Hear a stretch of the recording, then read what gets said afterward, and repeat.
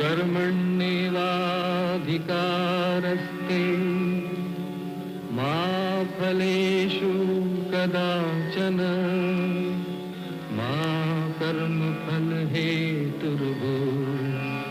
मा ते संगोऽस्त्वविकर्मणि।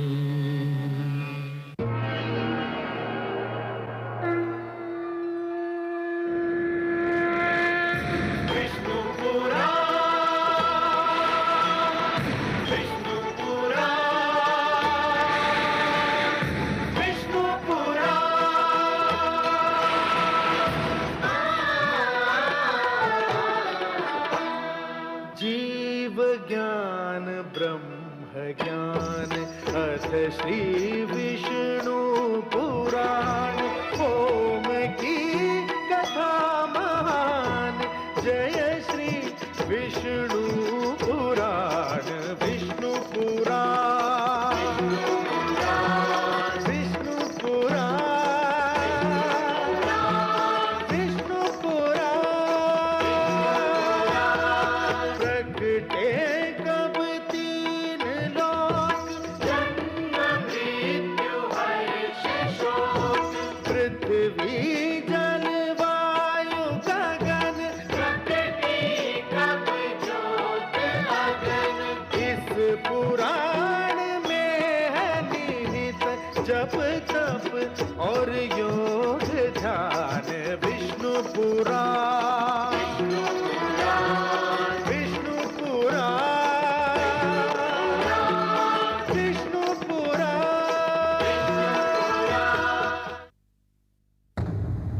मैं माँ हूँ, धरती माँ। सृष्टि की रचना हो गई, मनु द्वारा मानव समाज की नींव पड़ गई। भगवान विष्णु ने जब माता लक्ष्मी से ये कहा था कि उन्होंने मानव की रचना अवश्य की है, मानव इतिहास की रचना का कार्य तो उन्होंने स्वयं मानव पर छोड़ दिया है, तो वास्तव में इसका अर्थ ये था कि जब तक मानव अपने विवेक का प्रयोग नहीं करेगा, अच्छे बुरे को पहचानने की शक्ति नहीं प्राप्त करेगा, तब तक वो अपना आदर्श इतिहास नहीं बना पाएगा। विवेक अपनी इच्छाओं पर विजय का दूसरा नाम है। शक्तिशाली महाराज यही न कर सके, विश्व को जीतकर भी वो अपने मन से हार गए। सुरुचि पर मोहित होकर वो अपना कर्तव्य भूल गए और महारानी सुनीति से अन्याय कर बैठे। उनकी इस भूल का क्या परिणाम होगा, ये सोचकर मैं स्वयं भयभीत हूं।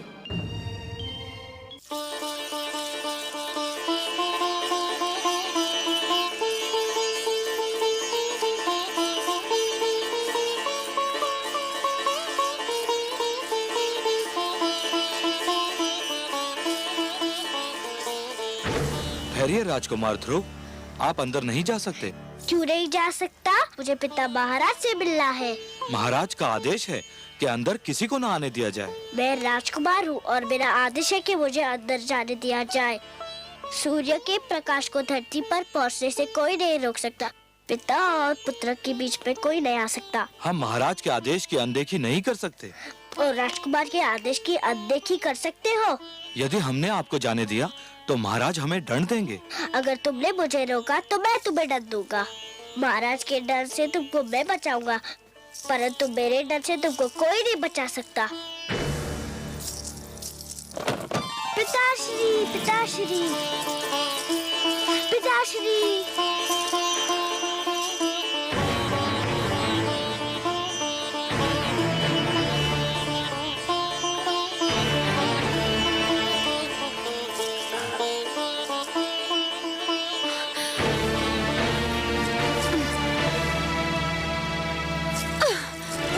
पिताश्री,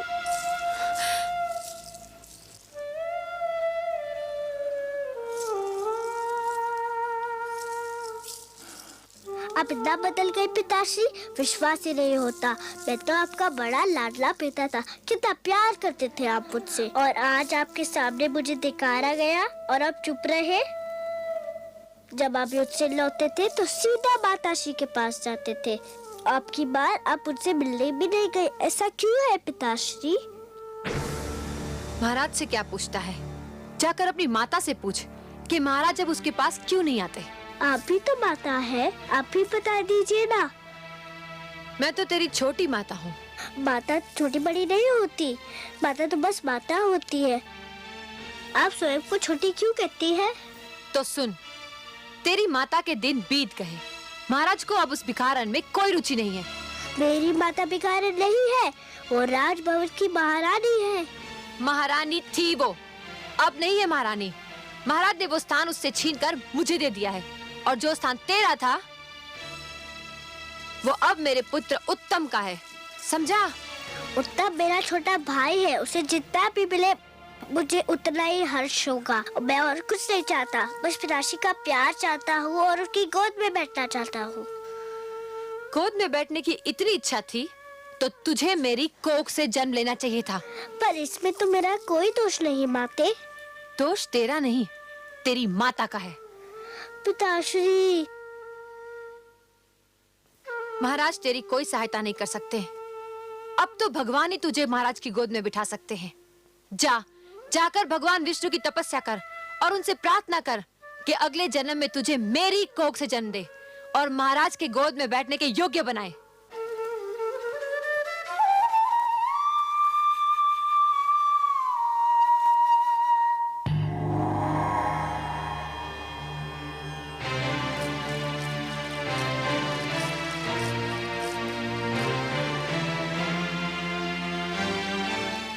आंखें खोलिए परम श्रेष्ठ। देखिए कितना अन्याय हो रहा है। सुरुचि ने कितनी निर्ममता से उस नन्हे से बालक का हृदय तोड़ दिया।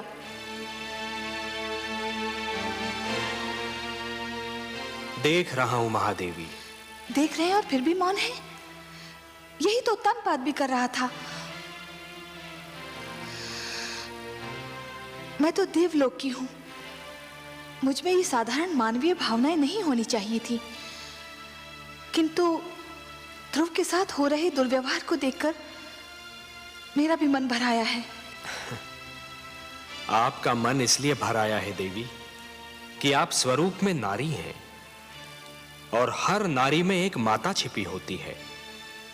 दया, करुणा और ममता नारी की विशेषताएं हैं। नारी तो सुरुचि भी है त्रिलोकीनाथ, किंतु विश्वास नहीं होता कि इतनी सुंदर नारी का मन इतना कठोर भी हो सकता है। हर वस्तु जो चमकती है वो कुंदन नहीं होती देवी। आवश्यक नहीं कि हर सुंदर स्त्री का मन भी कोमल हो। सुरुचि लालसा की मूर्ति है, परंतु ध्रुव के साथ जो कुछ हो रहा है उसमें सारा दोष सुरुचि का नहीं है। सबसे बड़े दोषी तो महाराज उत्तानपाद हैं। परिवार मानव समाज की सबसे छोटी परंतु सबसे महत्वपूर्ण इकाई है। हमने पृथ्वी पर रहने वालों के लिए कुछ नियम दिए हैं और उनके अनुसार एक पिता परिवार का स्वामी होता है। पुत्र को प्यार देना, उसका संरक्षण करना पिता का कर्तव्य है। परंतु महाराज उत्तानपाद सुरुचि की सुंदरता पर मोहित होकर अपने कर्तव्यों से मुख मोड़ रहे हैं देवी। एक पिता ब्रह्मा भी होता है और विष्णु भी। वो जन्म भी देता है और पुत्र का पालन पोषण भी करता है। उत्तानपाद ने ब्रह्मा का धर्म तो निभाया, परंतु हमारा धर्म नहीं निभा पाए। तो फिर अब क्या होगा नारायण? मानव स्वभाव में संघर्ष की शक्ति भरी है हमने। ध्रुव को भी हमने इसी शक्ति से संपन्न किया है देवी। किंतु हे सर्वश्रेष्ठ, ध्रुव तो अभी बहुत छोटा है। उसमें संघर्ष शक्ति हो भी तो वो उसका प्रयोग कैसे करेगा? देवी, संघर्ष का संबंध आयु से नहीं, इच्छा शक्ति और मन की लगन से होता है। भड़कती हुई ज्वाला पहले छोटी सी चिंगारी ही होती है। ध्रुव भी एक छोटी सी चिंगारी के समान है। यदि उसे भड़कती ज्वाला बनना है तो उसे स्वयं की शक्ति को पहचानना होगा। आप स्वामी हैं, विश्वेश्वर हैं। आप जो कहते हैं उसका भेद भी केवल आप ही जानते हैं।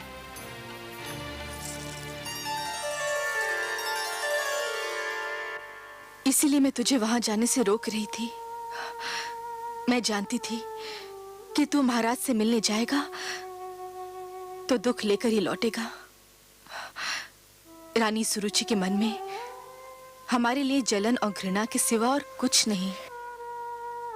छोटी माँ ने जो किया मुझे इसका दुख नहीं है माँ। दुख तो इस बात का है कि पिताश्री भी बस चुप रहे। उन्होंने छोटी माँ को रोका तक नहीं। वो केवल मुझे भूल गए होते तो मुझे इतना दुख नहीं होता। दुख तो इस बात का है कि वो अपने पिता के धर्म का पालन नहीं कर पा रहे। पिता और पुत्र के बीच में आने वाली वो कौन होती है? आप तो कहती थी कि पिता के प्रेम पर पुत्र का जन्म सिद्ध अधिकार होता है। होता है पुत्र, अवश्य होता है। ठीक उसी प्रकार जिस प्रकार सूरज की धूप पर धरती का अधिकार होता है। किंतु कभी कभी काली घटा यूं सूरज की धूप और धरती के बीच आ जाती है, जिससे सूरज की धूप धरती तक नहीं पहुंच पाती।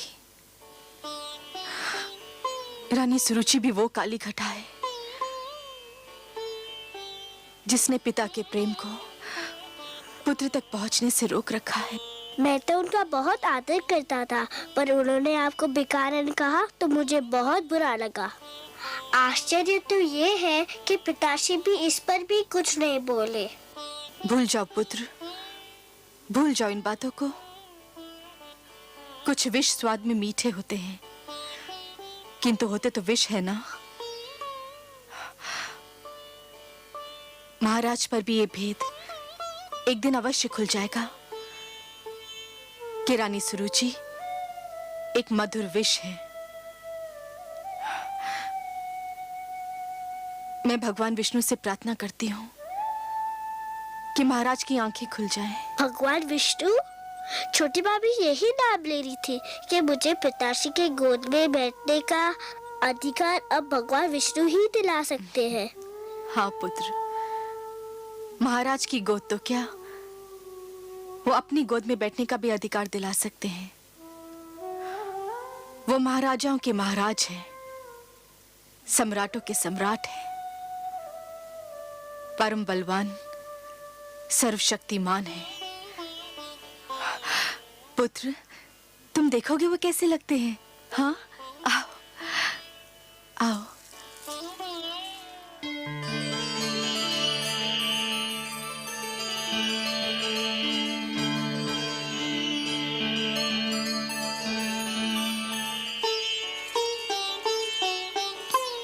प्रणाम करो बेटा। ये है हमारे विष्णु भगवान, लक्ष्मीपति नारायण, जिनकी मैं नित दिन पूजा करती हूँ। मैं भगवान विष्णु के पास जाऊँ कब आते? चले जाना पुत्र, अभी तुम छोटे हो, बड़े हो जाने के बाद अवश्य चले जाना उनके पास। वो सब ठीक कर देंगे। रात्रि हो गई है, चलो चल के सो जाते हैं। सब विष्णु भगवान पे छोड़ दो, वो सब ठीक कर देंगे। चलें? चलो।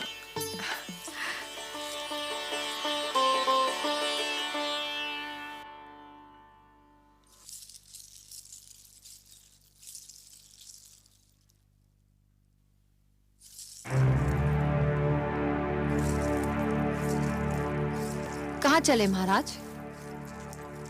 अभी तक हम महारानी सुनीति से नहीं मिले। वो हमारी राह देख रही होंगी। जानती थी, मैं जानती थी कि आपकी सारी बातें झूठी है। आपका प्यार भी एक दिखावा है।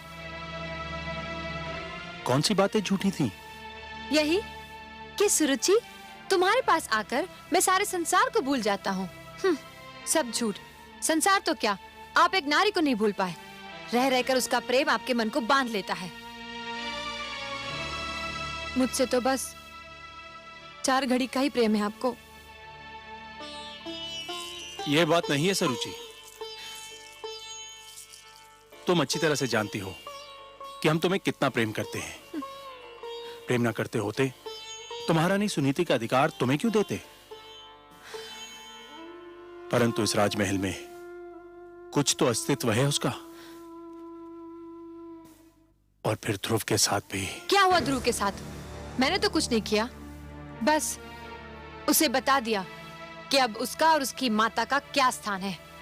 और यह स्थान आपने मुझे और मेरे पुत्र को स्वयं अपनी इच्छा से और मन से दिया है। तो फिर क्या हुआ जो मैंने बता दिया? क्या मैंने झूठ बोला था? नहीं, झूठ नहीं बोला था। जो भी कहा सत्य ही कहा था। परंतु यह आवश्यक तो नहीं कि सत्य कठोरता से ही कहा जाए। सत्य कोमल और सहज ढंग से भी बोला जा सकता है। सरुचि, ध्रुव एक बच्चा है, उसके प्रति इतनी कठोरता? आप बातें मत बनाइए, खुलकर कहिए ना कि अब पहली पत्नी और उसके पुत्र का मोह आपसे दबाए नहीं दब रहा है। उनसे मिलने, उनके पास जाने की इच्छा आपके मन में अंगड़ाइयां ले रही है और सुनीति से दूरी अब आपसे सहन नहीं हो पा रही। तो जाइए, तुरंत जाइए ना। मेरे भाग्य में तो अकेले रहना ही लिखा है। अब मैं आपको नहीं रोकूंगी, जाइए जाइए। और मैं हूँ भी कौन आपको रोकने वाली?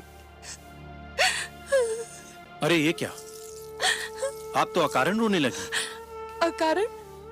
जो हर पल आपके पास रहना चाहती हो, उसे छोड़कर आप जाएंगे तो रोना नहीं आएगा? अच्छा चलो, आप जीती, हम हारे। अब आपको छोड़कर हम कहीं नहीं जाएंगे।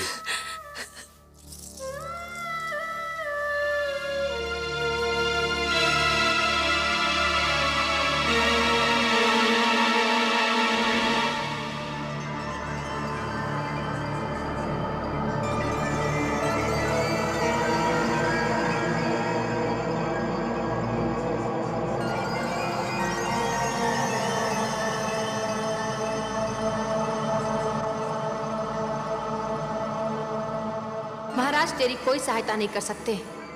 अब तो भगवान ही तुझे महाराज की गोद में बिठा सकते हैं। जाकर भगवान विष्णु की तपस्या कर और उनसे प्रार्थना कर कि अगले जन्म में तुझे मेरी कोख से जन्म दे और महाराज की गोद में बैठने के योग्य बनाए।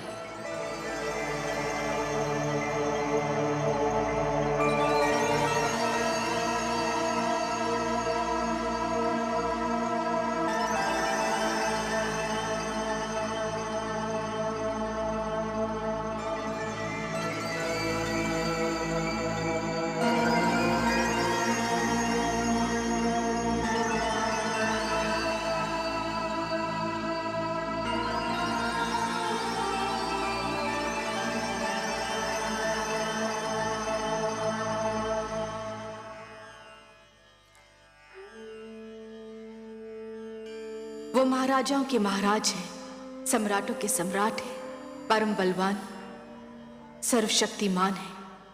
तुम देखोगे वो कैसे लगते हैं। ये है हमारे विष्णु भगवान, लक्ष्मीपति नारायण, जिनकी मैं नित दिन पूजा करती। महाराज की गोद तो क्या, वो अपनी गोद में बैठने का भी अधिकार दिला सकते हैं। हे विष्णु भगवान, मैं तुमसे मिलने आ रहा हूँ, मगर मुझे ये तो पता नहीं कि तुम कहाँ रहते हो। मगर तुम जहाँ भी रहते हो मैं तुम्हें ढूंढ निकालूंगा। मेरी बस एक विनती है, मेरी माता नित दिन तुम्हारी पूजा करती है। मेरे जाने के बाद उसका ध्यान रखना। हम दोनों एक दूसरे से कभी अलग नहीं हुए। वो मुझे पास ना पाएगी तो व्याकुल हो जाएगी। उसकी ढाढ़स बढ़ाना प्रभु, उसे रोने मत देना।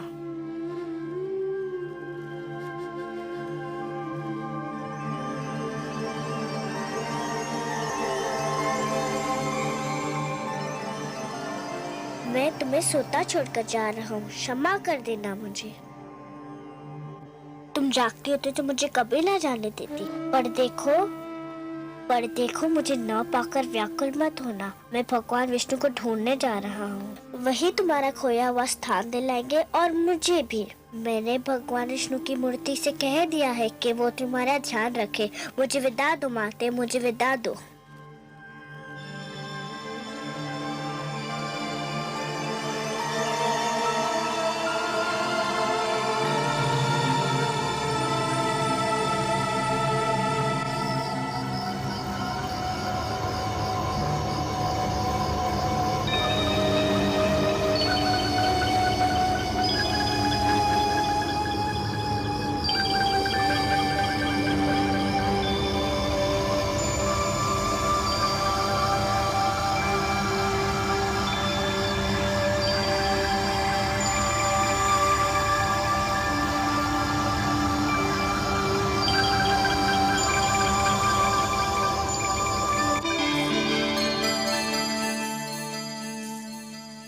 प्रभु देखिए, नन्हा ध्रुव रात्रि के अंधेरे में राजभवन को छोड़कर आपकी खोज में निकल गया है। हाँ देवी, वो अपने मन की लगन को दबा नहीं पाया। परंतु हे सर्वव्यापी, वो तो क्षीर सागर का मार्ग भी नहीं जानता। देवी, एक यात्री के लिए सबसे कठिन क्षण वो होता है जब वो किसी अनजान यात्रा के उद्देश्य से मार्ग पर प्रथम पग धरता है। फिर तो मार्ग में सहस्त्रों घने पेड़ मिल जाते हैं जो उसके पैरों तले शीतल छांव बिछाने को तैयार रहते हैं। फिर मार्गदर्शक भी मिल जाता है, और मार्गदर्शक तो गुरु होता है देवी। परंतु हे सर्वश्रेष्ठ, वो तो अभी एक बालक है, उसे इस यात्रा में कितना दुख झेलना पड़ेगा। महादेवी, बूंद जब किसी मेघ की गोद से निकलती है तो उसके मन में असंख्य आशंकाएं होती हैं। सोचती है कि उसका अंत क्या होगा। क्या वो किसी मरुस्थल की सुलगती रेत पर गिरेगी और सूख जाएगी, या किसी सुलगते अंगारे पर गिरेगी और भस्म हो जाएगी, या फिर किसी कांटे पर गिरेगी और उसका शरीर छलनी हो जाएगा। क्या होगा उसका अंत? परंतु जब वो किसी सीप के मुख में गिरती है और मोती बन जाती है, तब उसे यह ज्ञान होता है कि उसकी यात्रा शुभ थी। आपकी बातें आप ही जाने परमेश्वर, किंतु आज्ञा हो तो एक बात कहूं। आप तो हमारी अर्धांगिनी हैं। हमसे कुछ कहने के लिए आपको हमारी अनुमति और आज्ञा की आवश्यकता नहीं है देवी। कहिए, अवश्य कहिए। यदि ध्रुव पर राह में कोई संकट आया तो मैं चुप नहीं रहूंगी, मैं इस खेल में कूद पड़ूंगी, और आप मुझे रोकिएगा मत। नहीं रोकेंगे, परंतु एक बात का ध्यान तो आपको भी रखना होगा देवी। कौन सी बात? कि नियमों को बनाने वाले स्वयं उनको तोड़ा नहीं करते। मैं समझी नहीं त्रिलोकीनाथ। मानव के भाग्य विधाता ब्रह्मा है। आप ब्रह्मा के लिखे को बदलने की चेष्टा न कीजिएगा देवी।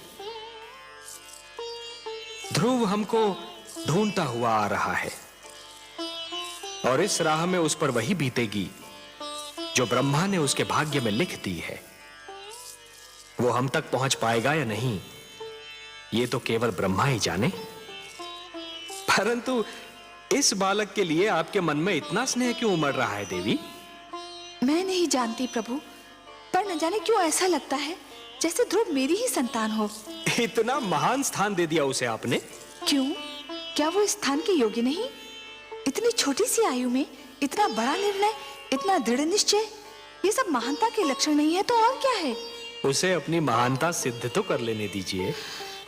अवश्य, परंतु ध्रुव पर अगर कोई संकट आया तो मैं सहन नहीं कर पाऊंगी। ऐसा कब तक चलेगा दलनायक जी? क्यों, क्या हुआ? क्या हुआ? अरे इतने दिन हो गए, कोई भी यजमान हाथ नहीं आया। अगर यही दशा रही तो हम सब भूखे मर जाएंगे। बात तो तुमने ठीक कही है मित्र, पर क्या किया जाए? लगता है यात्री ये मार्ग ही भूल गए हैं। इतने लोगों को लूटा है हमने कि लोगों ने इधर से आना जाना ही छोड़ दिया है। अरे वो देखो, अरे शिकार आ गया।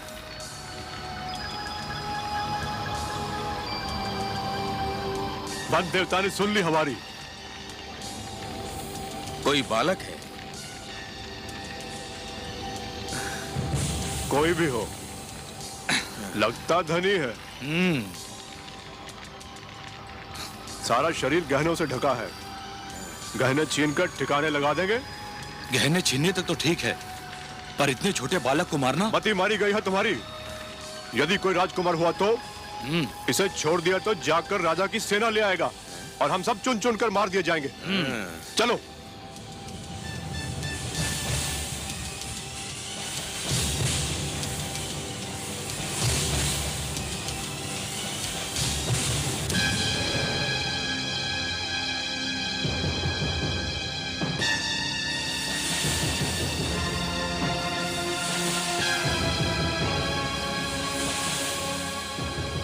कौन है आप लोग?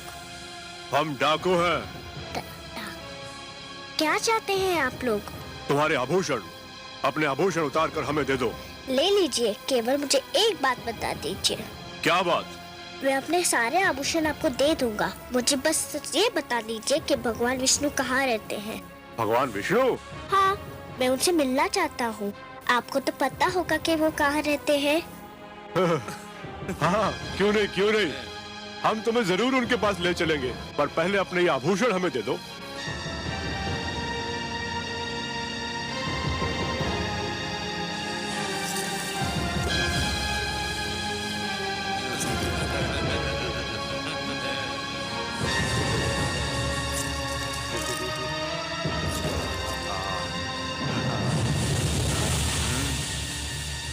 आओ हमारे साथ।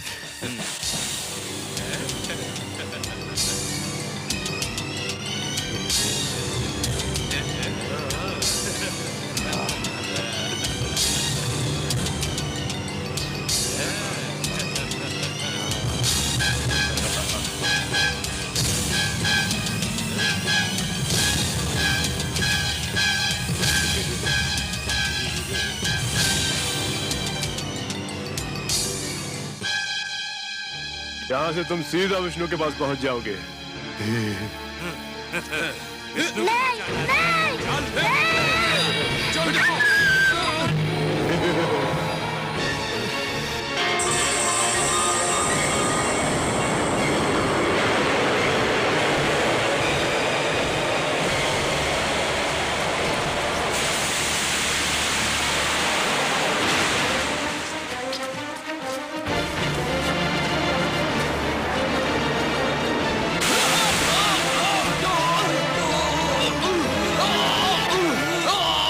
मार डालो उसे, मार डालो।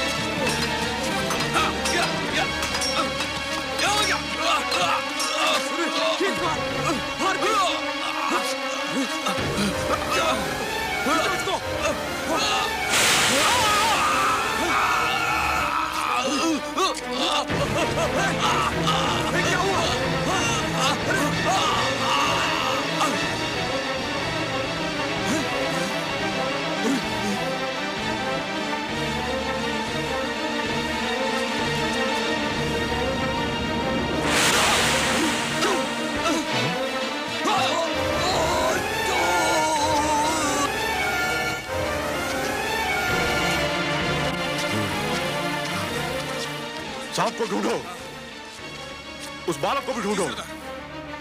वो देखो,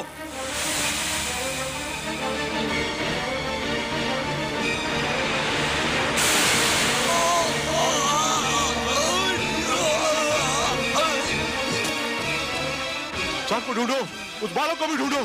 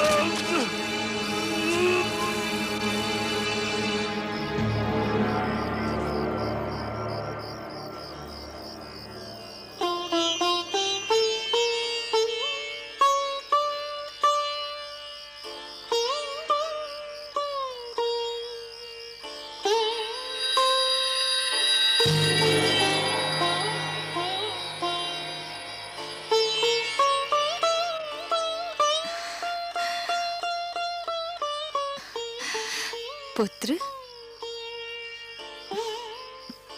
आप कौन है माता? तुमने तो माता कहकर स्वयं ही बता दिया कि मैं कौन हूँ। अब मैं क्या बताऊँ? समझ लो तुम्हारी माता ही हूँ। इन लोगों को क्या हुआ? इनको इनके किए का दंड मिल गया। ये लुटेरे थे और तुम्हें मार डालना चाहते थे। परंतु ये बताओ, इतनी रात्रि को तुम अकेले कहाँ जा रहे थे? मैं भगवान विष्णु से मिलने जा रहा हूँ। मेरी मानो तो तुम घर लौट जाओ, अभी तुम बहुत छोटे हो। मैं उनसे मिले बिना घर नहीं जाऊंगा। अच्छा, अब रात्रि बहुत बीत चुकी है। भोर होते ही ढूंढ लेना अपने भगवान विष्णु को। आपको पता है कि भगवान विष्णु कहाँ रहते हैं? मुझे उनसे मिलने का मार्ग बता दीजिए तो आपकी बहुत कृपा होगी। मेरे वश में होता तो मैं ले जाकर तुम्हें उनकी गोद में ही बिठाती, किंतु मैं विवश हूँ। सुनो पुत्र, तुम थक गए होगे, तनिक विश्राम कर लो। विश्राम तो मैं अपने भगवान विष्णु से मिलने के पश्चात ही करूँगा। बड़े हठी हो तुम।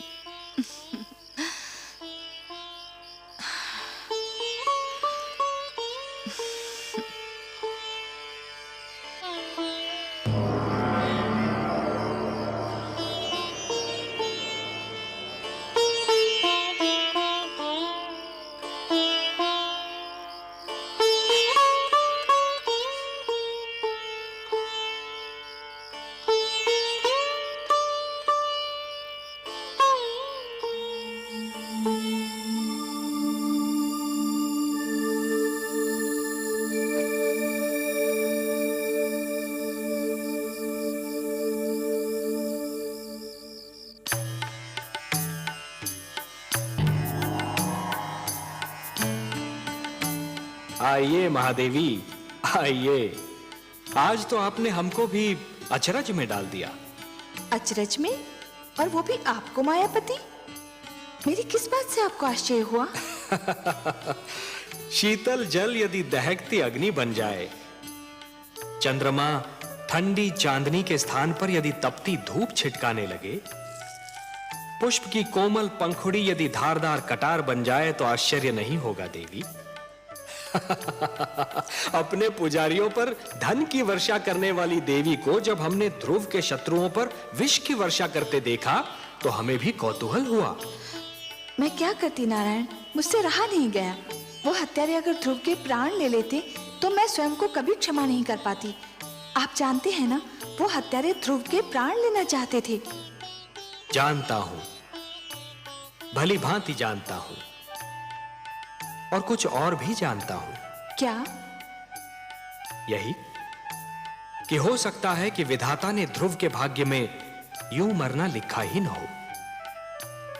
उसके भाग्य में यह लिखा हो कि आप उसके प्राणों की रक्षा करेंगी और अपने ममतामयी हाथों से उसे थपकियां देकर सुलाएंगी, क्योंकि देवी होता तो वही है जो भाग्य में लिखा है। मैं नहीं जानती, लेकिन उस बालक को देखकर मेरे मन में ममता का सागर उमड़ने लगता है। नारायण, वो कितनी लगन से आपको ढूंढ रहा है। आप स्वयं जाकर उसे अपने दर्शन क्यों नहीं देते? हम विधाता के कार्यों में हस्तक्षेप नहीं कर सकते देवी। विधाता के कार्यों में हस्तक्षेप नहीं कर सकते। ध्रुव को वो सब मिलेगा जो उसके भाग्य में लिखा है। आपका लाडला अब जागने वाला होगा, धरती पर भोर होने वाली है। भोर होते देखकर मेरा मन कांप रहा है। क्यों देवी, किस कारण? भोर हुई और सुनीति ने अपने लाल को ना पाया तो उसकी क्या दशा होगी? वो तो दुख से पागल हो जाएगी।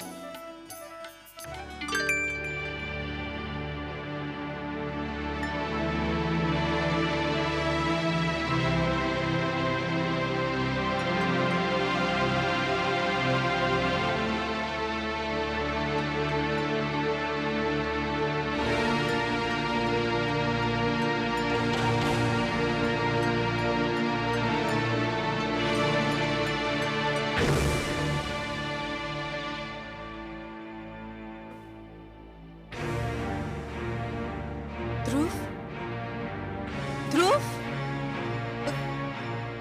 पुत्र ध्रुव, ध्रुव, ध्रुव, कहाँ हो तुम? ध्रुव,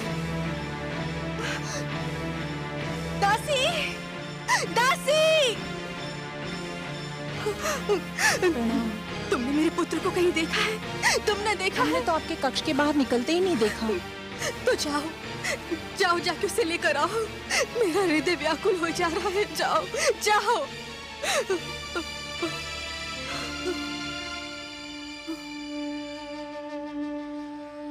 महाराज ध्रुव को अवश्य ढूंढ निकालेंगे। हाँ, मुझे महाराज के पास जाना चाहिए। मुझे महाराज के पास जाना चाहिए। क्षमा करें महारानी, किंतु आप महाराज से ना मिले तो अच्छा है। ना मिलो उनसे? क्यों ना मिलो उनसे? पता नहीं वो आपसे मिले भी या ना मिले। रानी सुरुचि भी उनके पास उनके कक्ष में है। रानी सुरुचि ने आपसे ना मिलने दिया तो आपको दुख होगा। संतान के खो जाने से बड़ा दुख और क्या हो सकता है? इससे बड़ा दुख मुझे और कोई क्या दे सकता है? महाराज ध्रुव के पिता हैं। मुझे उनसे मिलना ही चाहिए।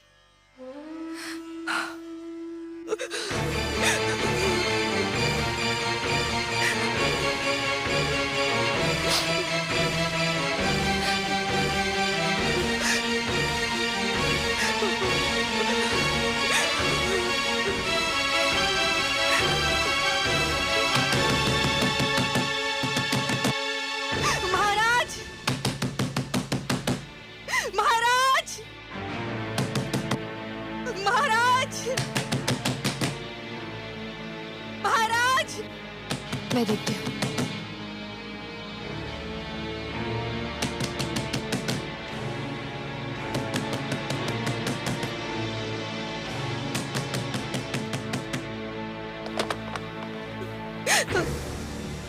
महाराज, महाराज। महारानी सुनीति, क्या बात है? क्या हुआ? महाराज, हमारा पुत्र ध्रुव। क्या हुआ पुत्र ध्रुव को? बहुत बड़ा अनर्थ हो गया। न जाने कहाँ चला गया हमारा पुत्र। न जाने कहाँ चला गया ध्रुव। चला गया? कहाँ चला गया? कहाँ चला गया होगा? अरे यही कहीं राजभवन में खेल रहा होगा। दासियों ने राजभवन का कोना कोना छान मारा है, उसका कहीं पता नहीं चला। महाराज, आप उसे ढूंढ निकालिए, नहीं तो मैं रो रो के अपने प्राण दे दूंगी। महाराज उसे कहाँ ढूंढेंगे? आपका पुत्र आपके पास था। महाराज को क्या पता कि वो कहाँ होगा? महाराज, मेरा सब कुछ छीन लीजिए, किंतु मेरा लाल मुझे लौटा दीजिए। एक उसी का तो सहारा था मुझे, उसी का मुख तो देख देख के जीती थी मैं। धीरज रखिए महारानी सुनीति। कैसे धीरज रखूं? कैसे धीरज रखूं? उसने कहा था कि वो भगवान विष्णु से मिलना चाहता है। मैं समझी कि वो बचपने में कह रहा है। भगवान विष्णु से मिलने?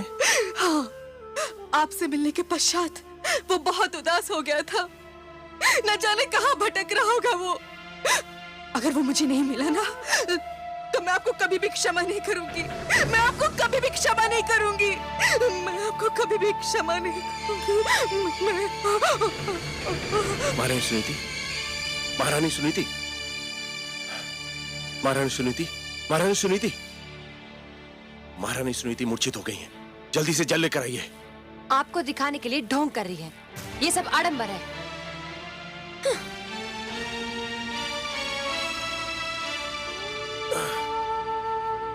महारानी सुनीति, महारानी सुनीति,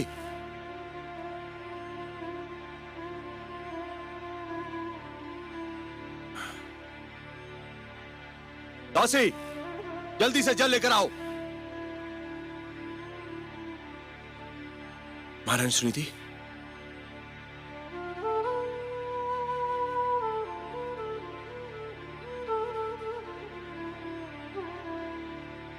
महारानी सुनीति, महारानी सुनीति। ध्रुव, ध्रुव,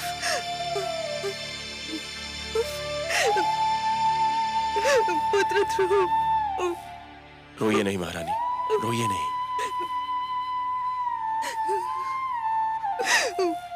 वो भगवान विष्णु से मिलने का हट कर रहा था। मुझे क्या पता था कि वो स्वयं ही चला जाएगा। घबराइए नहीं महारानी, वो चला भी गया है तो बहुत दूर तक नहीं गया होगा। आप अपने कक्ष में जाइए, मैं तुरंत ही अपने सैनिकों को ध्रुव को ढूंढने के लिए भेजता हूं। सैनिकों को भेजोगे? स्वयं नहीं जाओगे अपने पुत्र को ढूंढने? पिताश्री आप? पर तुम कैसे जाओगे? जो स्वयं मोह की राहों में भटक रहा हो वो किसी को क्या ढूंढेगा?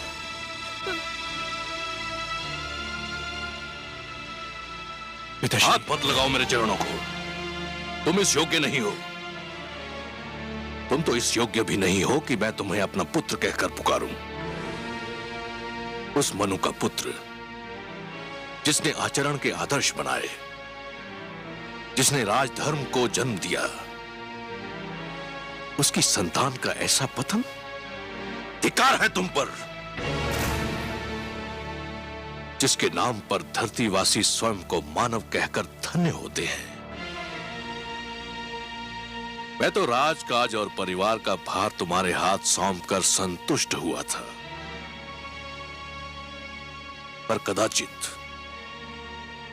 कदाचित ये मेरी भूल थी। तुम इसके योग्य नहीं थे। परंतु पिताश्री, मैंने राजकाज का कार्य संभालने में कोई भूल नहीं की। मेरी प्रजा मुझसे प्रसन्न है। तुम्हारी प्रजा तुमसे प्रसन्न है? और ये नारी, क्या ये तुम्हारी प्रजा नहीं? केवल इसलिए कि इसने तुम्हारी पत्नी बनना स्वीकार कर लिया। क्या ये न्याय के उन अधिकारों से वंचित हो गई जो प्रजा को प्राप्त होते हैं? क्या ये तुमसे प्रसन्न है? क्या अपराध किया था इसने जो इस गुणवंती के अधिकार छीनकर तुमने उस गुणहीन को दे दिए? क्या तुम्हारा पुत्र तुम्हारी प्रजा नहीं है, जिसका अपमान देखकर भी तुम चुप रहे? और केवल आज तुम्हारे कारण वो अनजानी राहों में भटक रहा है। मुझसे भूल हो गई पिताश्री। भूल मान लेने से भूल के दुष्परिणामों का अंत नहीं होता। भूल सुधार चाहती है, लेकिन उसकी सारी संभावनाएं तुमने समाप्त कर दी हैं। पौत्र ध्रुव तुम्हारा घर छोड़कर जा चुका है। तुम्हारे परिवार में असंतोष है, और जो परिवार को संतुष्ट नहीं कर सका वो असंख्य प्रजा को क्या संतुष्ट करेगा? जिससे एक छोटा सा परिवार न संभाला गया वो इतने बड़े राज्य को क्या संभालेगा? धिक्कार है तुम पर। सारा विश्व जीतकर भी एक नारी की सुंदरता से पराजित हो गए। मैंने संपूर्ण राज्य की बागडोर तुम्हारे हाथ सौंपी थी, परंतु तुमने वो बागडोर अपनी दूसरी पत्नी को सौंप दी और कठपुतली की भांति उसकी उंगलियों के संकेत के दास बने बैठे हो। मुझे क्षमा कर दीजिए पिताश्री। क्षमा? प्रजा अपराध करे तो उसे क्षमा किया जा सकता है, परंतु राजा अपराध करे तो उसे क्षमा नहीं किया जा सकता। राजा का अपराध नहीं पाप होता है, और पाप के लिए क्षमा नहीं प्रायश्चित के दंड की आवश्यकता होती है, और राजा को यह दंड वो स्वयं ही दे सकता है। क्षमा याचना करो अपनी पत्नी सुनीति से, जिसके साथ अन्याय किया है तुमने, घोर अन्याय। जिस मनु की तपस्या महाप्रलय ने भी भंग नहीं की, तुमने अपने परिवार के साथ अन्याय करके वो तपस्या भंग कर दी और मुझे यहां आने पर विवश कर दिया।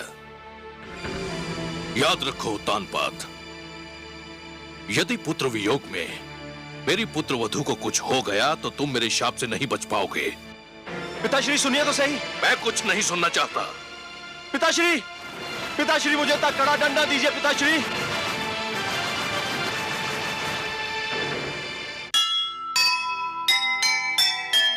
बिन सोचे समझे करे कभी न कोई काम,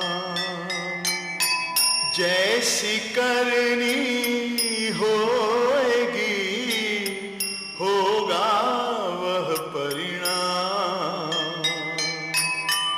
विश्व विजेता की विजय आज हुई बेकार,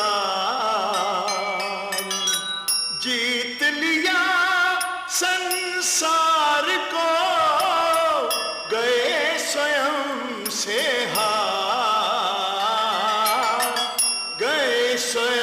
तुझसे